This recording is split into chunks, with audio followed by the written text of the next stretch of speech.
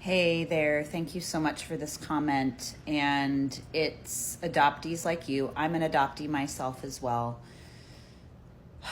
who my heart goes out to. Loss is a deep wound. And I just wanted to say thank you so much for sharing here. Thank you so much for being vulnerable. And I'm truly, truly sorry that you had to go through what you had to go through with the parents that you did. I've heard so many stories of clients that I've worked with where there's been abuse, and even on podcasts that I've listened to.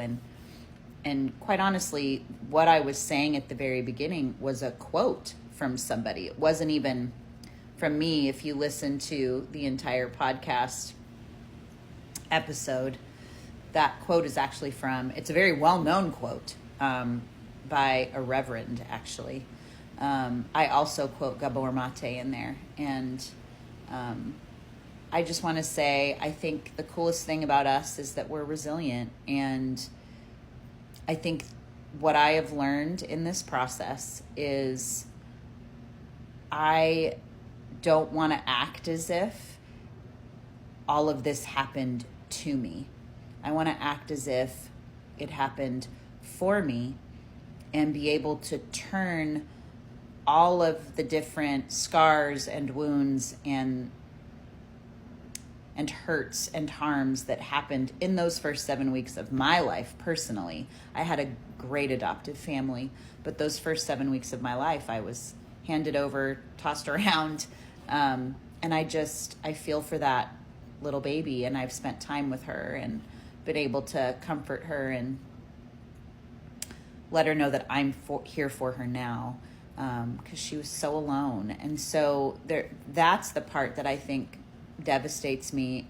And then when we become older as adoptees and see all of the damage that has been done in our lives, I think, this isn't scripted, I'm just thinking here. I think it's important to do our best to not come from a place of victim consciousness, but learn how to allow to turn those wounds into things that actually, make us resilient, strong, whatever. Having a hard time with words this morning. I'm still waking up. But I just wanted to say thank you for your comment. At this point, I'm babbling, and I really appreciate your vulnerability, and I'm grateful that you exist.